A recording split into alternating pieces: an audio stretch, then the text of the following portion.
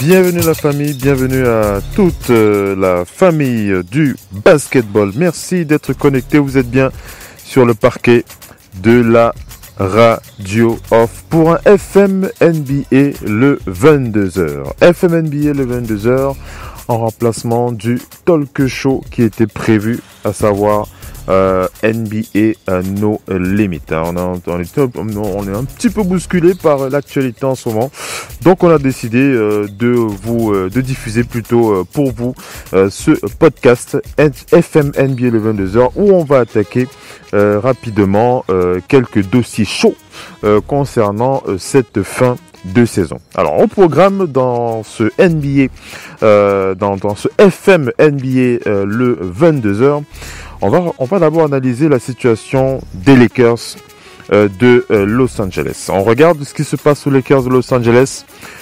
Qu'est-ce qui va se passer maintenant que Magic est parti? On refera bien entendu un retour sur les dernières étapes qui ont conduit à cette décision de Magic de quitter les Lakers de Los Angeles. On fera le point là-dessus et puis on va attaquer le futur. Qu'est-ce qu'il faut faire?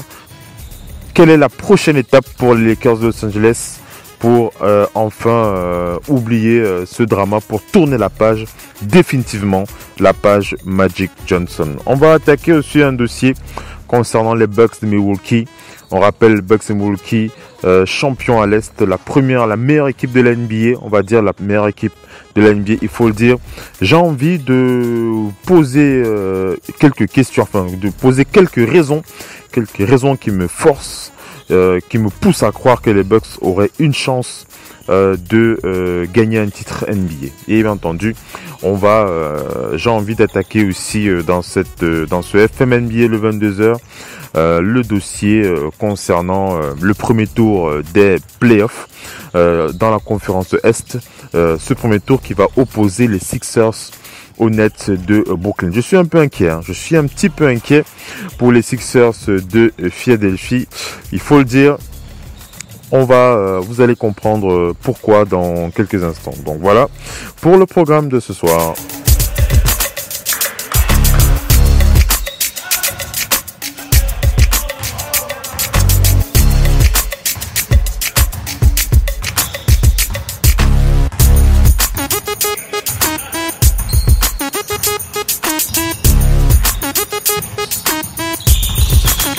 Allez, on attaque la suite de ce talk show avec la situation concernant les Lakers de Los Angeles. Et on refait donc le point là-dessus. Quelle histoire cette histoire, quelle histoire des Lakers de Los Angeles qui nous ont servi un véritable drama comme cette franchise en a le secret, car c'est pas la première fois qu'on a des situations aussi incroyables du côté de cette franchise mythique qu'est les Lakers de Los Angeles, avec le départ de celui qui est encore aujourd'hui considéré comme le meilleur meneur de l'histoire de la NBA, Magic Johnson. Magic Johnson qui a donc décidé de jeter l'éponge, il a décidé de s'en aller après avoir pris les rênes de l'équipe il y a 2 ans de cela. Et on s'est posé la question, pourquoi est-ce que Magic Johnson a pris cette décision de partir? Pourquoi maintenant? Pourquoi prendre et aussi la manière aussi, puisque Magic l'a dit, il n'a averti personne. Il n'a averti ni LeBron James, il n'a averti ni Jenny Buss, il n'a averti personne. Il a pris cette décision, il a dit voilà, j'ai décidé d'arrêter, patatras, terminé, je m'en vais. Alors, il y a plusieurs rumeurs qui courent comme quoi Magic, il y a plusieurs rumeurs qui permettent d'expliquer pourquoi est-ce que Magic Johnson aurait donc décidé de partir. Ces raisons, nous les avons exprimées dans plusieurs articles et sur les réseaux sociaux. On va faire un petit récap de tous les éléments que nous avons en notre possession aujourd'hui. Alors, je ne sais pas si vous avez pu voir la dernière interview de Magic Johnson avec Rachel Nichols. Pour ceux qui suivent un petit peu les réseaux, Rachel Nichols, qui est journaliste chez ESPN, elle présente notamment l'émission The Jump. Elle a eu cette possibilité de diffuser sur les réseaux sociaux une interview avec Magic Johnson où l'interview dure à peu près 10 à 12 minutes, où elle a vraiment pris le temps d'interviewer Magic Johnson et lui demander vraiment pourquoi est-ce qu'il a pris cette décision, etc., etc. Alors, ce qu'on peut dire de ce qui ressort de cette interview, parce que on va pas revenir sur l'intégralité des questions qu'elle lui a posées, mais ce qui ressort de cette interview montre clairement un Magic Johnson qui n'était pas dans ses chaussures, on va dire ça comme ça. Un Magic Johnson qui véritablement n'avait pas les épaules pour être general manager de cette équipe des Lakers de Los Angeles. Magic Johnson véritablement déguisé en Tragic Johnson. Ça il faut vraiment le dire. Lorsqu'il s'exprimait, on sentait vraiment que l'homme n'avait aucune certitude aucune confiance dans le fait de tenir ce rôle de GM des Lakers de Los Angeles. Et on se pose bien la question de savoir pourquoi avoir donc accepté cette mission de conduire les Lakers vers le titre NBA, puisqu'on le sait, la mission des Lakers c'est de gagner un titre NBA. Et on sait que Magic a quand même déployé des efforts monstres pour pouvoir déjà avoir LeBron James. On rappelle que Magic Johnson avait carrément fait des pieds et des mains jusqu'à dormir devant la maison du King pour s'assurer que LeBron James prendrait cette décision de signer et de rejoindre la Cité des Anges. Et bien entendu, il avait réussi cette mission incroyable, faire venir le meilleur joueur du monde dans leur effectif. Donc pourquoi donc avoir pris cette décision de partir? Pourquoi prendre la décision de quitter les Lakers de Los Angeles maintenant? Et aussi pourquoi avoir accepté cette façon de faire, de quitter cette équipe des Lakers de Los Angeles? Donc je disais donc que Magic en face de Rachel Nichols avait l'air de quelqu'un qui n'avait pas les épaules pour porter cette franchise. Non, il faut vraiment le dire. C'est un peu comme si vous preniez, je prends le cas du foot par exemple, vous preniez le Paris Saint-Germain ou je sais pas moi, vous preniez l'Olympique de Marseille et que vous décidiez de prendre par exemple Basile Boli en tant que président du club de Marseille. Il n'est pas certain que Basile Boli puisse atteindre les objectifs. Il n'est pas certain que Basile Boli, en tant que joueur, soit aussi bon en tant que manager. Donc ça c'est une chose. Mais ça on peut comprendre que Magic Johnson n'ait pas les épaules, mais c'est la brutalité en fait de ce choix qui choque et qui a vraiment brutalisé cette franchise des Lakers. Alors j'aimerais revenir en arrière sur quelques points importants. La première est que Magic Johnson avait pour objectif de signer LeBron James et c'était fait, c'était bon, il n'y avait pas de souci. La deuxième étape pour Magic Johnson, c'était de signer absolument Anthony Davis. Ça, on le sait tous. Maintenant, ce qu'on ignore, ou ce que si vous ne l'aviez pas su sur les réseaux sociaux, Anthony Davis, lui, avait exprimé, sa volonté de pouvoir jouer sous les ordres de Luke Walton. Et on le sait, la pression qu'il y avait sur les Lakers de Los Angeles ou sur le front office de cette franchise de virer Luke Walton était tellement forte que Magic Johnson savait que tôt ou tard il aurait pris cette décision de virer Luke Walton. On se souvient encore des déclarations de Jeanie Buss dans la presse quand on lui avait demandé si Luke Walton allait rester aux Lakers de Los Angeles, et Jeanie Buss avait précisé qu'elle allait laisser Magic Johnson prendre la décision. Donc clairement on avait bien compris qu'elle n'avait pas l'intention de dire oui, je vais virer Luke Walton. C'était une façon pour elle de dire bon, vous inquiétez pas, Magic il prendra la décision de le virer. On le sait aussi, le clan de LeBron James a toujours été contre Luke Walton, et on sait que Luke Walton ne fera jamais long feu à côté de King James. Ça c'est certain, au moins à plus de 98%.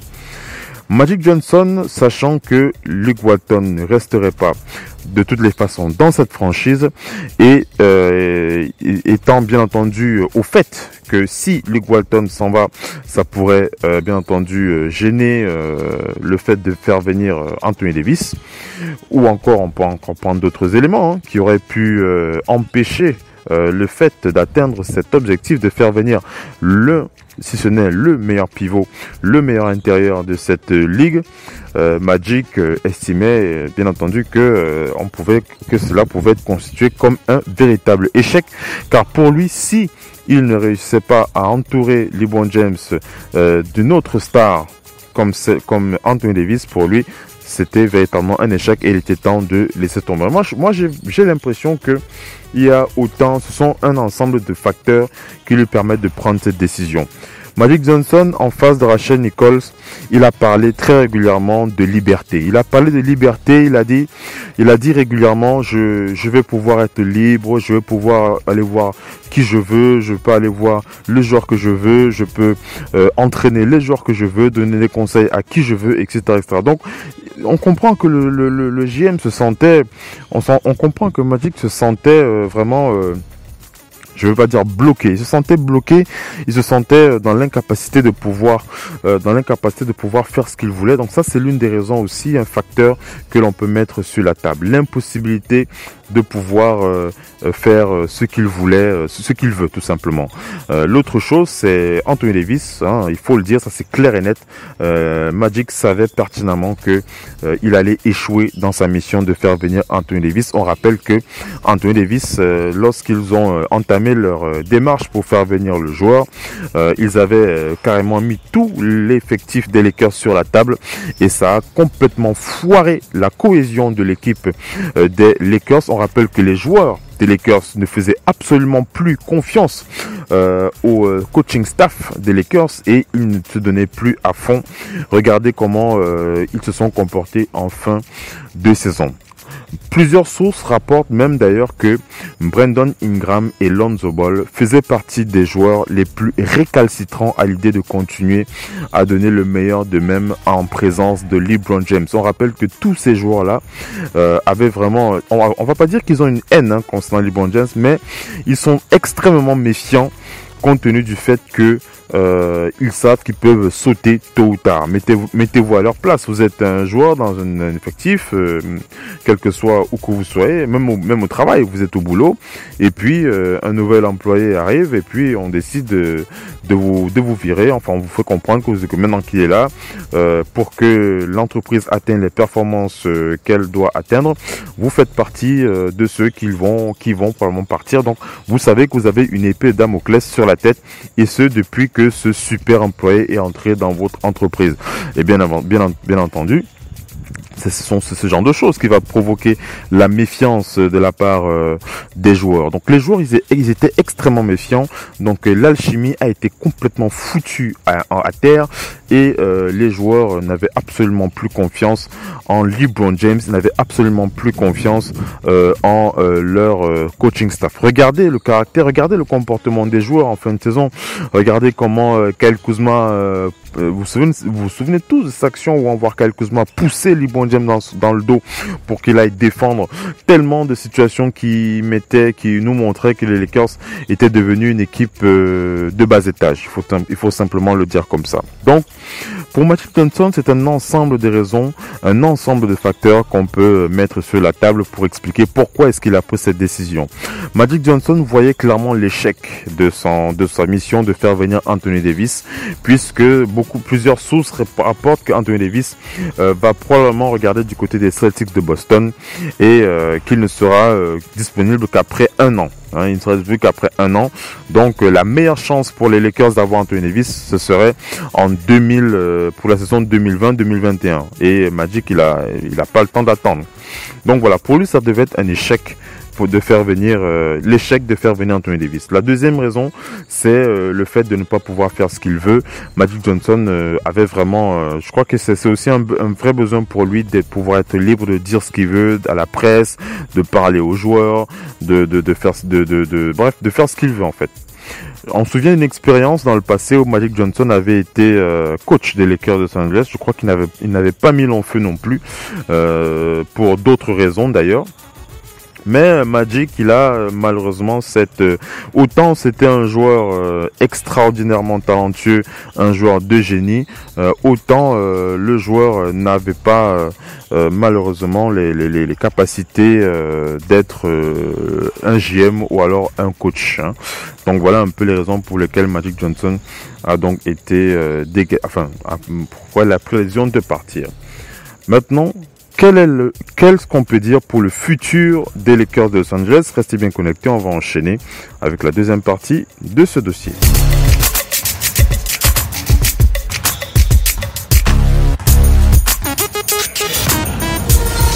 La radio qui vous parle de NBA, c'est Radio Off Basket. Basketball, c'est mieux à la radio.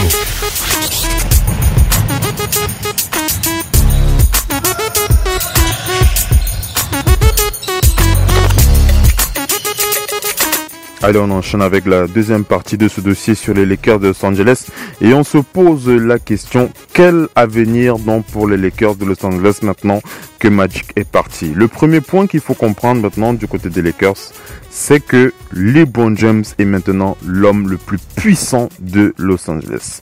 Avec le départ de Magic Johnson, c'est sur lui que vont reposer toutes les épaules. Tous les espoirs seront maintenant sur sa tête, il faut le dire.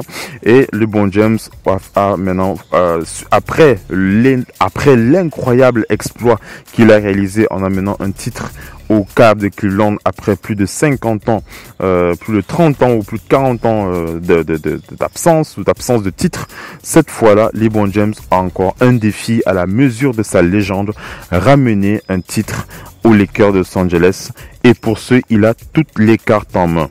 Le premier point pour LeBron James, ce sera bien entendu pour LeBron James et le front office, ce sera bien entendu de chercher un general manager. À ce jour, selon mon point de vue et selon plusieurs sources, l'une des meilleures options de LeBron James et du front office des Lakers, c'est David Griffin. Vous vous souvenez bien de David Griffin? David Griffin qui a été general manager des Cavs. C'est avec David Griffin que LeBron James a apporté le premier titre des Cavs face aux Warriors de Golden State. On se souvient encore de cette remontée incroyable. David Griffin qui a toujours été dans les bons papiers de LeBron James.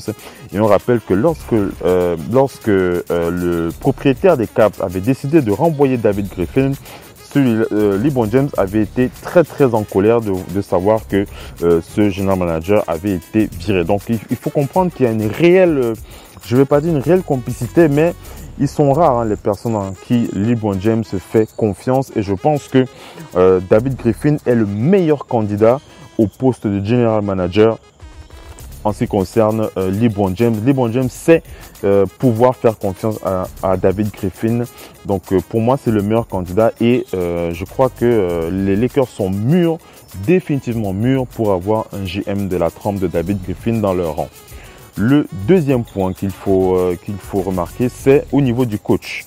Les Lakers vont devoir engager un head coach. Alors, quel type de head coach il faudra engager? Il faut comprendre que LeBron James, c'est un tueur de coach. Ça veut dire que si vous n'êtes pas un coach capable de lui laisser les coudées larges, si vous n'êtes pas le type de coach à lui laisser fonctionner un petit peu comme il estime que les choses doivent être faites, vous ne pouvez pas durer avec lui. LeBron James, avec lui, si vous êtes coach et que vous n'allez pas dans son sens, vous ne ferez pas long feu. Et on connaît le nombre de joueurs que LeBron James a dû mettre de côté durant sa carrière. Et en termes de candidats, moi je ne vois pas de meilleure option que celle de Tyronn Lue. Je ne vois aucune option à part celle de Tyronn Lue ou encore Erik Spoelstra, puisque LeBron James, il fait confiance à ceux qui ont gagné, il fait confiance à ceux avec qui il se sent le plus à l'aise. Luke Walton ne restera clairement pas aux Lakers de Los Angeles. Luke Walton est déjà détesté par le clan du King. Et Luke Walton ne résistera pas aux pressions de LeBron James sur les propriétaires. Donc, si vous faites partie de ceux qui pensent que Luke Walton pourrait rester aux Lakers de Los Angeles, vous vous trompez. Luke Walton va finir par dégager. Ça, c'est certain, à plus de 90%. Et pour moi, les meilleurs candidats, nous avons Tyronn Lue, nous avons Erik Spoelstra et nous avons aussi Jason Kidd. Jason Kidd qui avait été débarqué du côté des Bucks de Milwaukee, lui aussi c'est une option intéressante du côté des Lakers de Los Angeles. Pourquoi pas faire venir Jason Kidd aux côtés de LeBron James? Je crois que je pense que les deux hommes s'apprécient beaucoup et je pense que ce serait une véritable opportunité de les réunir pour voir ce que ça peut donner. Donc après avoir choisi le GM, après avoir choisi le head coach, la troisième option pour les Lakers de Los Angeles, c'est de choisir une superstar. Il faut une superstar aux côtés du King. Et la meilleure option, en tout cas cet été, c'est Jimmy Butler. Je ne vois pas de meilleure option que Jimmy Butler. On peut penser à Kawhi Leonard, on peut penser à part Kawhi Leonard, on peut penser à d'autres superstars. Mais à ce jour, Jimmy Butler est la meilleure option. Pourquoi pas une association Jimmy Butler avec le King de LA. La quatrième option pour les Lakers de Los Angeles, c'est de savoir qui va rester aux Lakers de Los Angeles. Qui va rester dans cet effectif? On le sait, les deux joueurs qui sont les plus à même, enfin les trois joueurs qui ont le meilleur potentiel dans des échanges, nous avons Brandon Ingram, nous avons Lonzo Ball et nous avons Kyle Kuzma. Kyle Kuzma est le plus prometteur. C'est le joueur qui a une moyenne de plus de 15 points par match, je crois même plus de 17 points par match. C'est le joueur qui s'est le mieux acclimaté aux côtés de LeBron James sur le terrain. Donc Kyle Kuzma, il est une bonne monnaie d'échange intéressante, mais je ne suis pas certain que LeBron James serait d'avis que Kyle Kuzma s'en aille. Je pense qu'il serait d'avis de le garder. Un autre joueur que l'on va citer, c'est Lonzo Ball. Lonzo Ball qui a une belle dextérité en main. Il a une bonne habilité au ballon, comme LeBron James d'ailleurs. Mais lui, il a cela de particulier que sa carrière est un véritable drama. Surtout avec son affiliation à Big Baller Brand. Ça va être compliqué pour les Lakers de le garder. D'ailleurs, il faisait partie de ceux qui étaient destinés à partir. Et la troisième personne, c'est Brandon Ingram. Brandon Ingram, lui aussi, est un joueur qui, aux côtés de LeBron James, a montré des facultés intéressantes. Mais Brandon Ingram, malheureusement, non seulement il a montré qu'il pouvait jouer aux côtés de LeBron James, mais il a aussi montré parfois des insuffisances, beaucoup plus d'insuffisances, plus que Kyle Kuzma. Donc je vois plus un Brandon Ingram partir plutôt qu'un Kyle Kuzma dans cette équipe des Lakers. Et enfin, dans la cinquième option, il faut échanger le premier choix 2019 contre des joueurs d'impact. LeBron James, il n'a pas le temps d'attendre. Il n'a pas le temps de dire, voilà, je vais attendre 2 saisons, je vais attendre 3 saisons. Lui, il veut gagner maintenant. Donc, le premier choix de draft 2019, est-ce qu'il sera utilisé pour drafter un joueur? Si les Lakers peuvent avoir la chance d'avoir Zion Williamson dans leur rang, ça peut être un joueur qui peut impacter tout de suite. Mais encore, il faut encore regarder quelles sont les lacunes que peuvent encore avoir ce joueur, puisque Zion Williamson n'en sera qu'à sa première saison en NBA. Donc le choix des Lakers, ce sera d'utiliser le premier tour 2019 avec beaucoup de parcimonie, enfin avec beaucoup d'intelligence pour faire venir des joueurs d'impact qui pourront entourer le King, qui pourront entourer son GM et son coach. Donc voilà un peu pour les 5 raisons. Pour lesquelles, enfin voilà un peu les 5 prochaines étapes, le meilleur scénario en tout cas que l'on vous brosse ce soir dans FM NBA le 22h. Donc je disais, un JM, pourquoi pas David Griffin, un nouveau coach, pourquoi pas Luke Walton, une superstar, pourquoi pas Jimmy Butler, quel joueur va rester, quel joueur va partir, sûrement Brandon Ingram ou alors Lonzo Ball. Quel choix, quel échange par rapport au premier tour de draft. Voilà quelques étapes clés que l'on vous sert comme ça dans FMNBA le 22h pour déterminer quelles seront les prochaines étapes du King de LA, LeBron James, qui est clairement devenu l'homme le plus puissant de Los Angeles.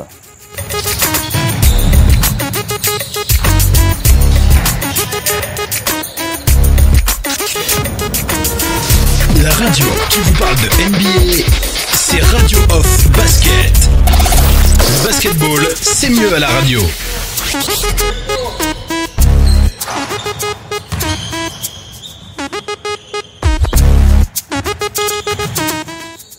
Allez les amis, on rattaque avec le deuxième dossier de ce talk show.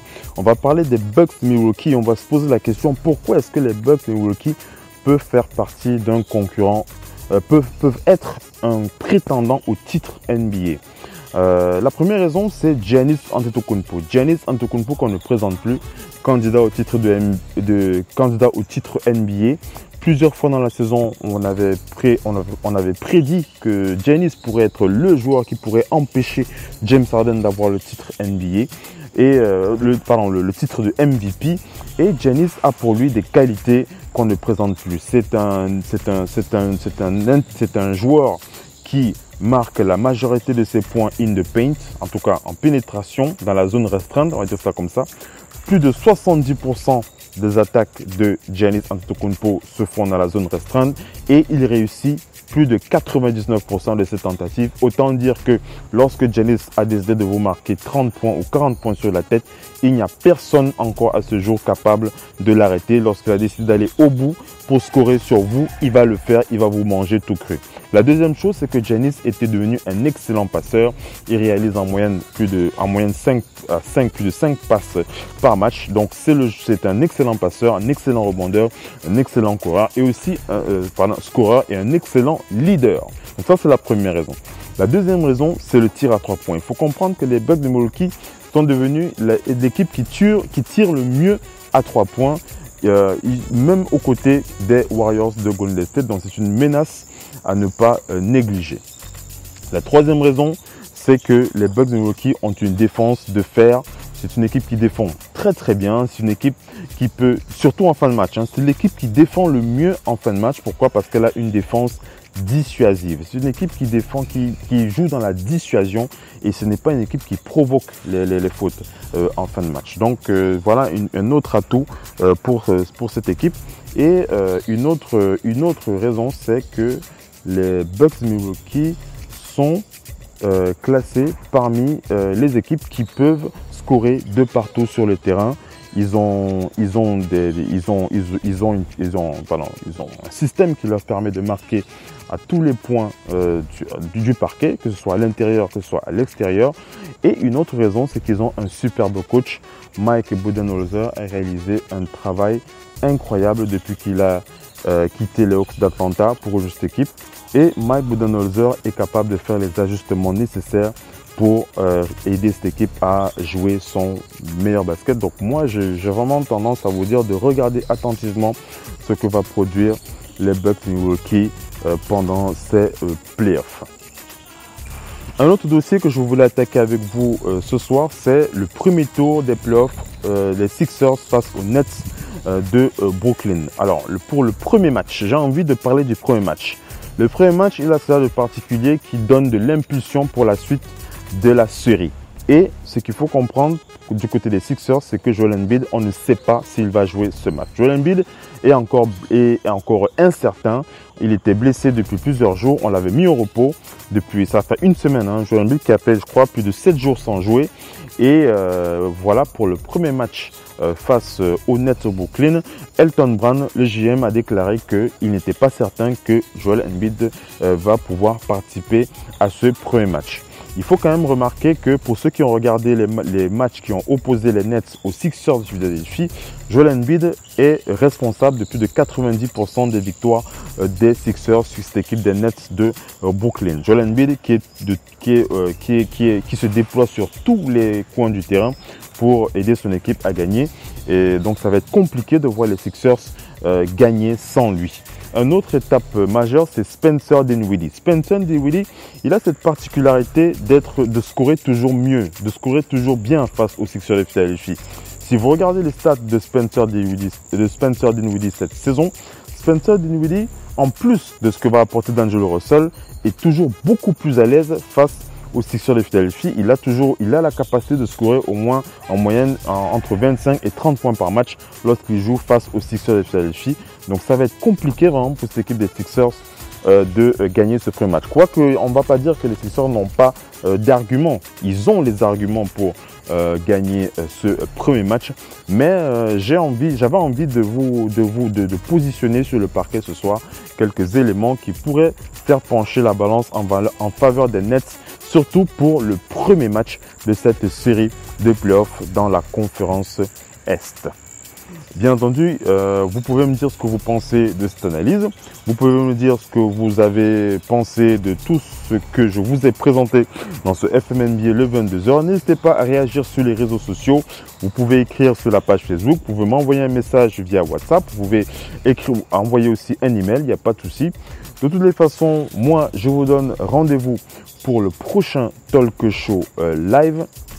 Le prochain talk show live, ce sera dimanche pour Total Africa NBA. En attendant, vous aurez un podcast diffusé dès 6h avec FM NBA le 6h, FM NBA le 12h, FM NBA le 18h et ainsi de suite jusqu'au gros talk show de dimanche à partir de 22h.tu où on fera le point sur l'actualité des playoffs en NBA. Je veux donc vous dire merci. Merci d'avoir été connecté. Merci d'avoir écouté ce talk show. Restez connectés sur l'application Full Basket. Si vous ne l'avez pas téléchargée là, vous la trouvez sur Google Play si vous avez un téléphone Android. Si vous avez un iPhone, vous téléchargez Spotify. Nous sommes disponibles sur Spotify. Vous téléchargez Spotify et puis vous cherchez Radio of Basket dans la liste des radios disponibles et vous la mettez dans vos favoris. Voilà, c'est maintenant terminé. Je vous laisse. Je vous donne rendez-vous pour le prochain gros talk show. Ce sera dimanche à partir de 22h.tu dans Total Africa NBA. Ciao les amis. Bye bye.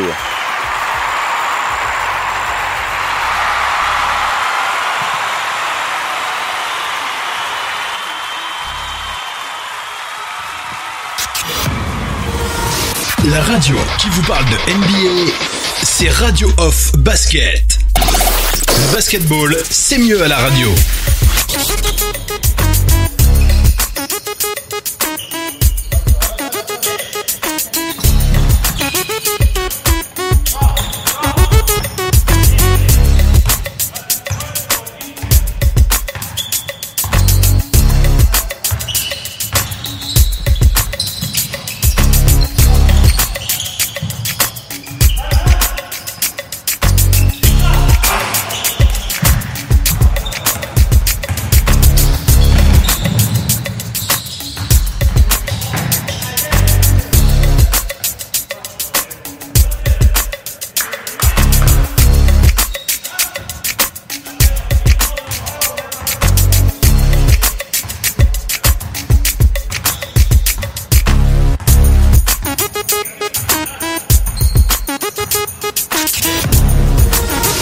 La radio qui vous parle de NBA, c'est Radio Off Basket. Le basketball, c'est mieux à la radio.